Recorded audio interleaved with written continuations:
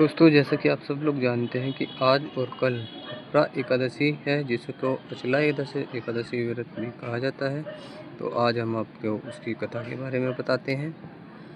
अपरा एकादशी का व्रत भगवान विष्णु को समर्पित है और इस व्रत को करने से मनुष्य को सभी पापों से मुक्ति मिलती है। अपरा एकादशी के दिन भगवान विष्णु का पूरे विधि विधान से पूजन करने के साथ ही इस कथा का पाठ करने भी बेहद जरूरी है। युधिष्ठिर ने पूछा, जनार्दन, ज्येष्ठ कृष्ण पक्ष में किस नाम की एकादशी होती है? मैं उसका महात्म्य सुनना चाहता हूँ, उसे बताने की कृपा कीजिए। भगवान श्री कृष्ण बोले, राजन, तुमने संपूर्ण लोगों के हित के लिए बहुत उत्तम बात पूछी है।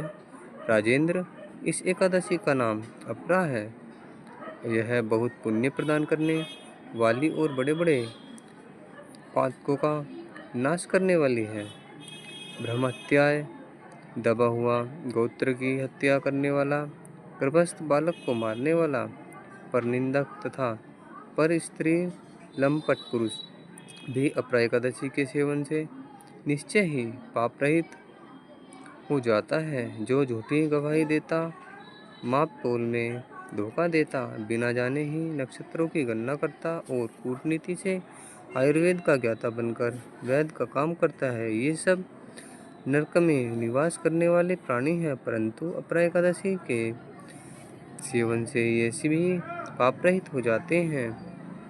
यदि वह क्षत्रिय छात्र धर्म का परित्याग करके युद्ध से भागता है तो वह क्षत्रियोचित धर्म से भ्रष्ट होने के कारण घोर नरक में पड़ता है। जो शिष्य विद्या प्राप्त करके स्वयं ही गुरु की निंदा करता है, वह भी महापातकों से युक्त होकर भयंकर नरक में गिरता है। किंतु अपरा एकादशी के सेवन से ऐसे मनुष्य भी शांति को प्राप्त होते हैं। माघ में जब सूर्य मकर राशि पर स्थित हो, उस समय प्रयाग में स्नान करने वाले मनुष्यों को जो पुण्य होता है, काशी में शिवरात्रि का व्रत करने से जो पुण्य प्राप्त होता है, गया में पिंडदान करके पितरों को तृप्ति प्रदान करने वाला पुरुष जिस पुण्य का भागी होता है, बृहस्पतिवार के सिंह राशि पर स्थित होने पर गोदावरी में स्नान करने वाला मानव जिस फल को प्राप्त करता है, बद्रिकाश्रम का यात्रा के समय भगवान केदार के दर्शन से तथा बद्री तीर्थ के सेवन से जो पुण्य फल उपलब्ध होता है, तथा सूर्य ग्रहण के समय कुरुक्षेत्र में दक्षिणा सहित यज्ञ करके हाथी घोड़ा और स्वर्ण दान करने से जिस फल की प्राप्ति होती है, अपरा एकादशी के सेवन से भी मनुष्य वैसे ही फल प्राप्त करता है। अपरा को उपवास करके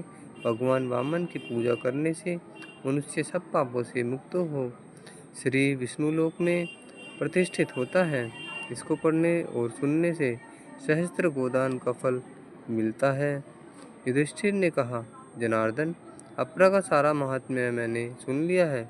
अब ज्येष्ठ के शुक्ल पक्ष में जो एकादशी है उसका वर्णन कीजिए। भगवान श्री कृष्ण बोले, राजन, इसका वर्णन परम धर्मात्मा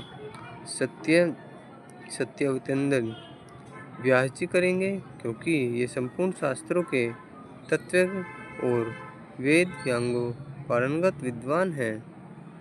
तब वेद व्यास जी कहने लगे, दोनों ही पक्षों की एकादशियों को भोजन न करें। द्वादशी को स्नान आदि से पवित्र हो, फूलों से भगवान के शव की पूजा करके नित्य कर्म समाप्त करके पश्चात पहले ब्राह्मणों को भोजन देकर अंत में स्वयं भोजन करें। राजन, जन्ना एकादशी को भोजन नहीं करना चाहिए।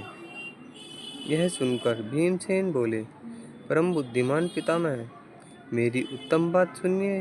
राजा युधिष्ठिर, माता न कुंती, द्रौपदी, अर्जुन, नकुल और सहदेव ये एकादशी को कभी भोजन नहीं करते तथा मुझसे भी न हमेशा यही कहते हैं कि भीमसेन, तुम भी एकादशी को न खाया करो, किंतु मैं इन लोगों से यही कह दिया करता हूँ कि मुझसे भूख नहीं सह जाएगी।